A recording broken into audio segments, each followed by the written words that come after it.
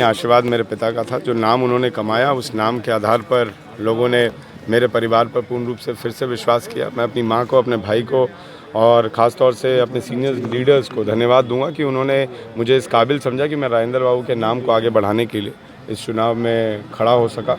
और निश्चित तौर पर आने वाले समय में आप देखेंगे कि अगला जब चुनाव होगा तो मैं 4 साल अपने काम पर, अपने कर्म पर लड़कर अपने पिता के नाम को रोशन करने का काम करूँगा। पिता के जो अधूरे सपने उसको भी पूरा करने का निश्चित तौर पर वही तो चुनावी मुद्दा था, वही तो मेरा परिवार मुद्दा बन के उतरा था कि उनके अधूरे सपनों को पूरा करना है। कि जिस तरीके से आखिरी क्षण में भी मेरे पिता ने विधानसभा में जो अधूरे सपनों को पूरा करने की एक चाहत दिखाई थी, और विधानसभा में क्वेश्चन उठाते हुए स्कूल्स का और नर्सिंग कॉलेज का और हॉस्पिटल्स का जो निर्माण कराने की बात कही थी, माइनिंग की पढ़ाई की बात की थी, उसको हम लोग धरातल पर उतारने का काम करेंगे। अनूप जी, जनता ने आपको चुना है। जो विपक्षी जो घेरने का प्रयास कर रहे थे, कई अफवाह उड़ा रहे थे, उनकी तो चाल धरी की धरी रह गई। देखिए, समझना होगा जनता को भी। मीडिया के माध्यम से वो बोल रहे थे कि राजेंद्र बाबू ने 50 साल में क्या किया जो आज उनके बेटे पूरा करना चाहते हैं। आज जब मैं जीता हूं तो वो बोल रहे हैं राजेंद्र बाबू का काम किया हुआ था इसलिए जीत गए।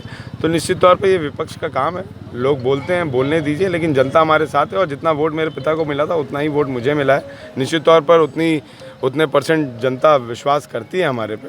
आजसू और बीजेपी के गठबंधन से बीजेपी के वोट बैंक में थोड़ी बढ़ोतरी ज़रूर हुई है, लेकिन मेरे पिता का वोट बैंक कम नहीं हुआ। अच्छा जयमंगल जी, एक बात है जो अभी विपक्ष का आरोप था कि पसीने और पैसे की लड़ाई है, तो निश्चित तौर पे इसको आप क्या मानते हैं जो जीत हुई इतनी बड़ी? मैं पसीने की लड़ाई पे लड़ा हूँ, और जिस तरीके से चंद्र प्रकाश चौधरी जी ने पसीने पैसों की लड़ाई में सभी राजनीति जो एथिक्स होते हैं उसको पार कर दिया उन्होंने, जिस तरीके से बाहरी भीतरी की उन्होंने बात की, जिस तरीके से हिंदू मुस्लिम की बात की, कहीं ना कहीं आजसू ने एक बहुत गंदा परिचय दिया है कि वो सत्ता में रहने के लिए राजनीति करते हैं। चाहे उनके प्रमुख सुदेश महतो जी हों या चंद्र प्रकाश चौधरी जी हों, इन्होंने आज तक झारखंड का भला नहीं किया है। ये बस अपना भला करना जानते हैं और सरकार में रह के कुर्सी का लाभ उठा के अपना फ़ायदा उठाना जानते हैं। बेरमो की जनता को जीत का श्रेय पूरा देंगे?